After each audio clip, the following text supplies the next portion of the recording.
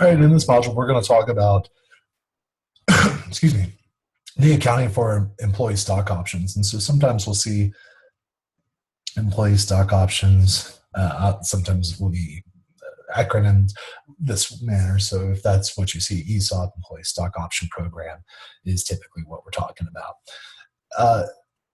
Until quite recently, well, I guess quite recently now, sometimes I get a blur, it's back in 2007, which really isn't that recent. So 10 years ago, the accounting treatment for stock options changed pretty drastically.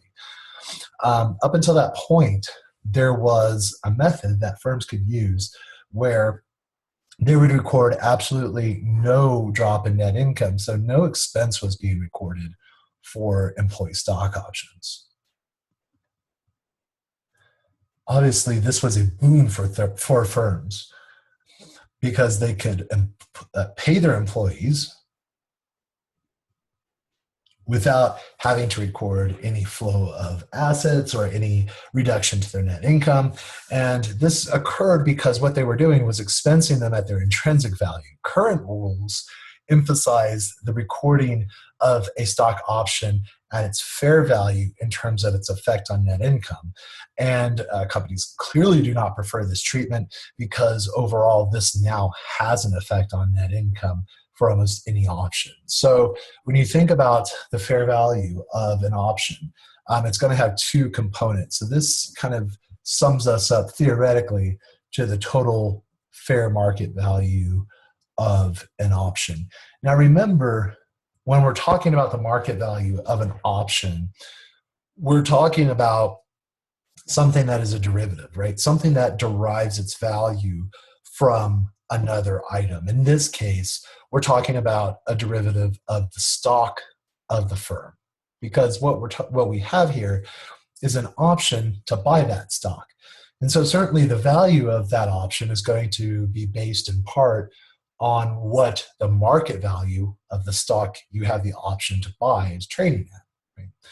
So there are a few pieces that go into this. It's not an easy pricing. A lot of finance classes will go into this more in depth. They'll talk about Black-Scholes pricing programs to determine the fair market value.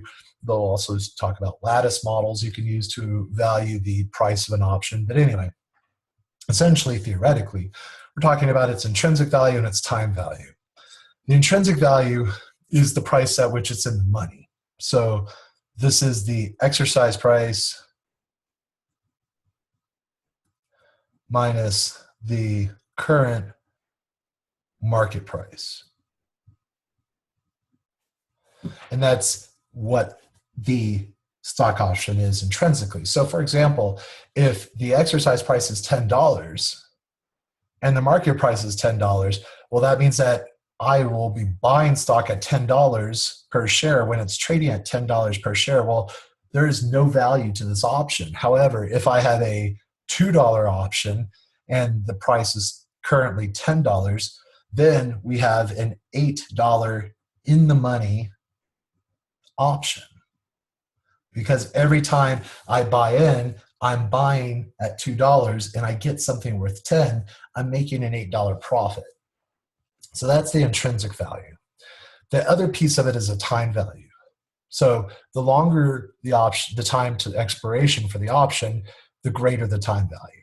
So if I have 10 years to sit back and wait to exercise my option, I will have a greater value simply because the price of the stock can increase in that time. I could be, all things equal, better. There will be a better return on the option.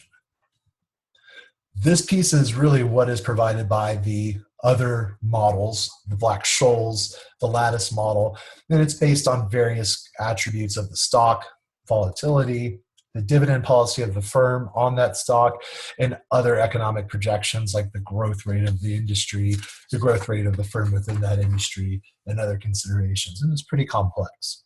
I will give you the fair value of the stock. So if an option allows you to buy the stock at $25, this is the exercise price, and the option is trading at $30, then what is the intrinsic value? So remember, at that price, $30 is the market, I can buy them each at a price of 25, well, then that means that I have a $5 intrinsic value and it's in the money, right? Right. However, as long as it doesn't expire today, there's more to it, right? I'm not going, what if I don't exercise it today? The option's total value would be more than this $5. And so if we put this firm's stock price, the volatility, et cetera, into a pricing model, maybe it says that each piece, each model, or sorry, each option is valued at a fair market value of $7.50. Then what is the time value component? Well, since I have a $5 intrinsic value,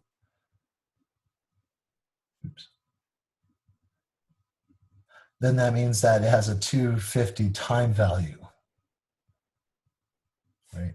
Because remember, the time value plus the intrinsic value is what's going to give you the overall fair value of the option. So now that we have a couple of those terms tucked under our cap, let's talk about how the old rules got around granting anything. Well, what they would do is, because the old compensation expense was just the intrinsic value of the option, when could we record zero compensation expense? Well, we could do that when the intrinsic value is equal to zero. The intrinsic value is equal to zero when the company sets the exercise price equal to the market price. So remember, if we have a $10 market and a $10 exercise, the intrinsic value is going to be zero because I have to buy at $10 and the market's trading at $10. The option does me no good. I have no in the money profit. Or, even more drastically, I could have a $15 exercise price when it's trading at $10 in the market. Well, then I'm out of the money $5. I'm definitely not going to spend 15 to get something only worth 10, right? So as a result, a lot of companies were recording zero expense. So the current rules have us look at the fair value of the option itself. And so the total option expense is just the fair value of the options at grant date. You're going to be given a fair market value per option and then a number of options. And so you just multiply those together to get the value of our compensation expense. So that's going to be what hits the income statement. Now, when it hits the income statement, we'll talk about that in a second. So we use this fair value approach. Remember, this is going to be given to you in the class. It'll probably also be given to you at work, unless you are working on the more financial evaluation side of items. Then you would be obviously using models in order to project what the fair value of your company's options are at that particular date. Right?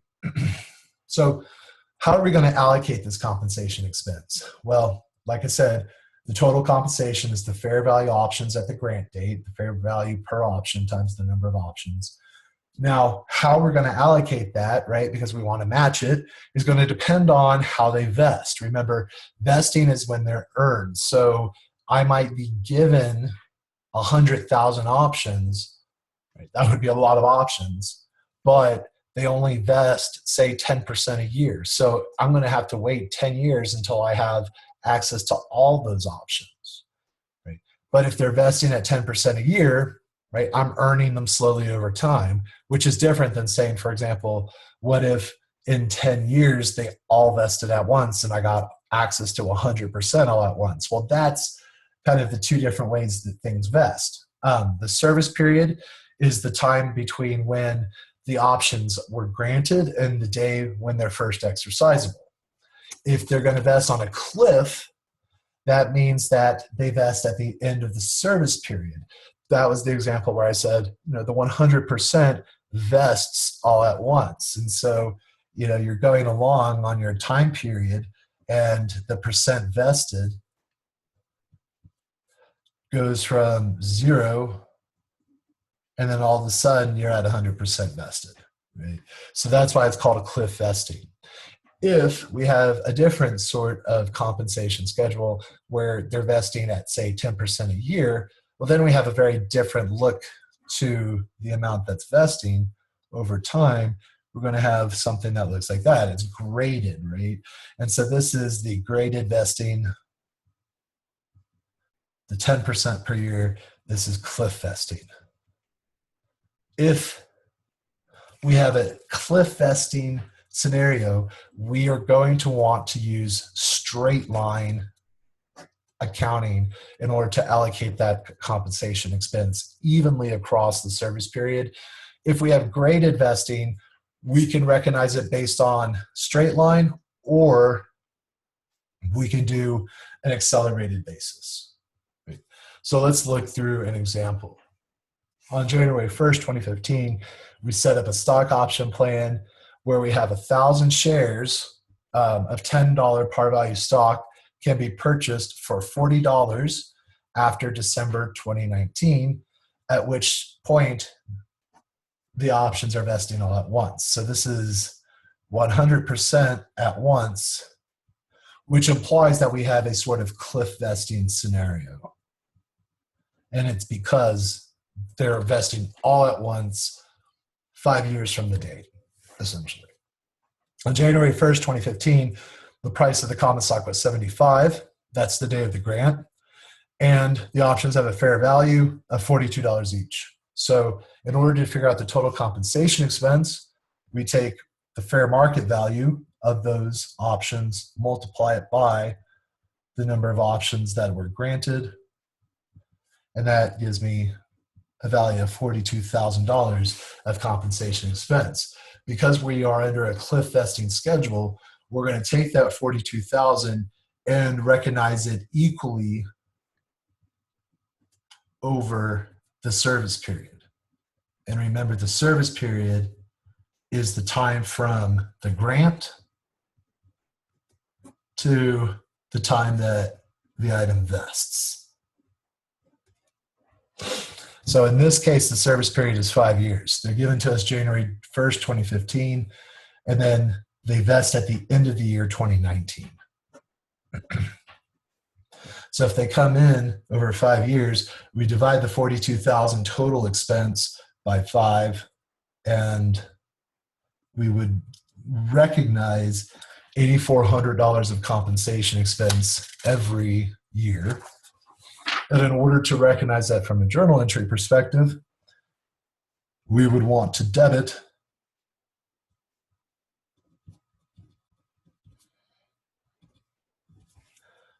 we will debit compensation expense, and then we credit APIC SO.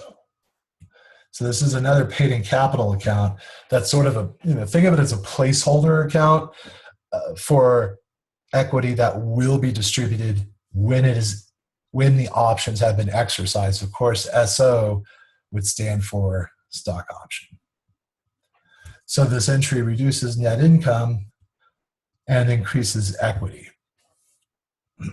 And remember, sort of a way to think of it is a placeholder for options to be exercised. So, of course, that means when the options are exercised, what do you think we're going to do? Most likely, right, we're going to debit this account and then credit a common stock account with additional paid-in capital common stock, right? Let's look at the same example. The only difference here is the vesting schedule. Now it says they vest at 40% at the end of 2016. So that's going to happen, it looks like, in 2 years. And then 20% of the options at the end of each year for the remaining 3 years.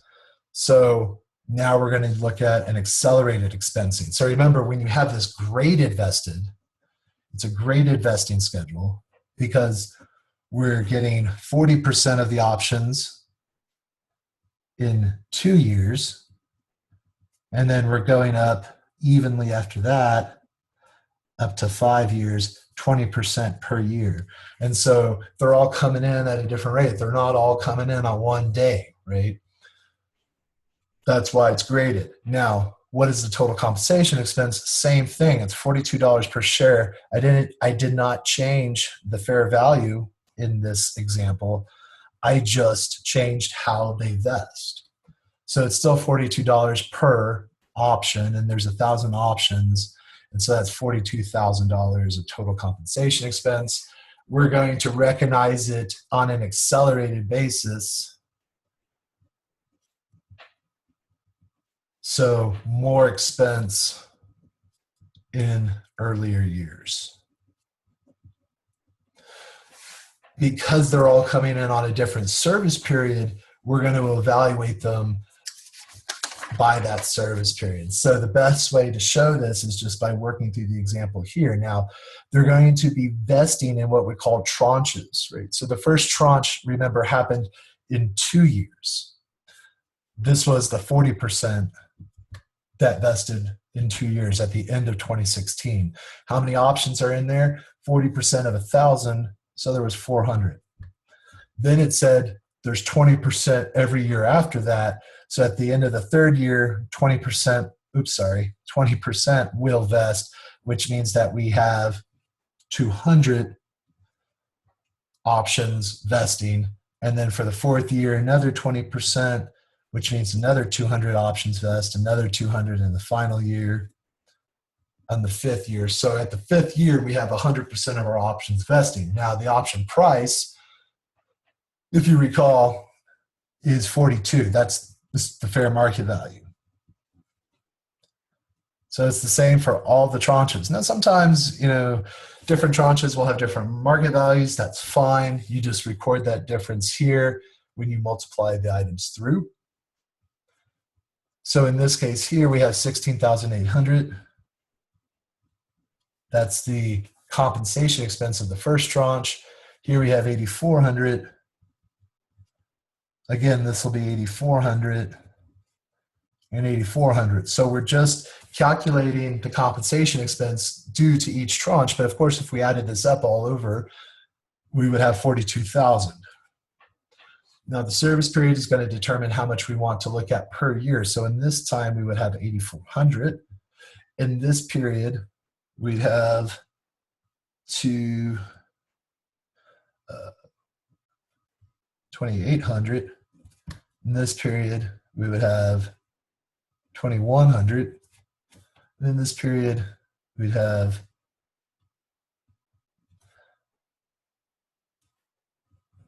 1,680. So now we have the expense per year. Notice we're just stretching the total expense for each tranche across the service period of each tranche. So we're going to report 8,400 for 2 years. We're going to report 2,800 for 3 years, 2,100 for 4, and 1,680 for 5. How is this going to accumulate? Well, look at it on this table down here. Tranche 1, remember, 8,400 for 2 years, 8,400 and 8,400. Well, they vested at that point, so there's nothing more to record in that column. We've expensed the total 16,800 across those 2 years. Then we're going to take 2,800, but take it over 3 years, because remember, those take 3 years to vest completely. And nothing from those will be expensed in 2018 or 2019. So we have 8,400 here. The 2,100 vests over 4 years, completely expensing the 8,400 compensation expense associated with that tranche. And finally, 1,680 is going to be expensed every year for 5 years, because that's the service period of that tranche. It takes 5 years for us to gain access to exercise those options. So that's how we record that. Now, that's the expense per tranche, but in 2015, we'd be recognizing all of that expense. So it's going to be 8,400 plus 2,800 plus 21 plus 1,680. Right? All 4 of them would be in that tranche. And then it's going to be the same amount for that year. Now, in the next year, it's going to be reduced a bit. And the year after that, reduced more and more. So you can go ahead and add these up. 1,680 plus the 2,100 is going to be 3,780. We'd have 2,800. when we add the 2,800, we actually will get 4,580, 6,580. And then finally, we would have to add the 8,400 and the 2,800 to this amount to get the final pieces. And then that would become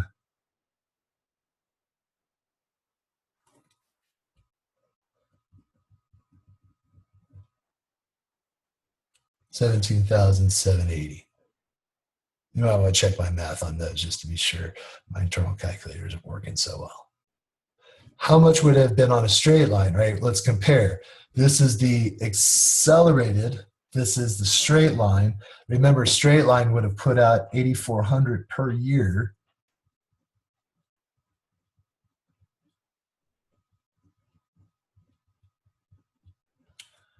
Rather, we're looking at an accelerated vesting schedule where we start off with a lot of compensation expense and then much less in the future years, much less in straight line, right?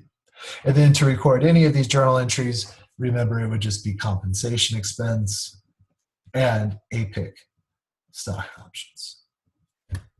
Okay. The next video will pick up after this. Oh, one thing to note, IFRS, they have to use expense and accelerated basis when determining their book income. So we would have just used an accelerated expense. Total expense won't change over the vesting schedule. It just front loads the amount of the expense. Right? And after that, we'll then talk about in the next video option exercises and expirations and how to record those items. All right. Thank you very much.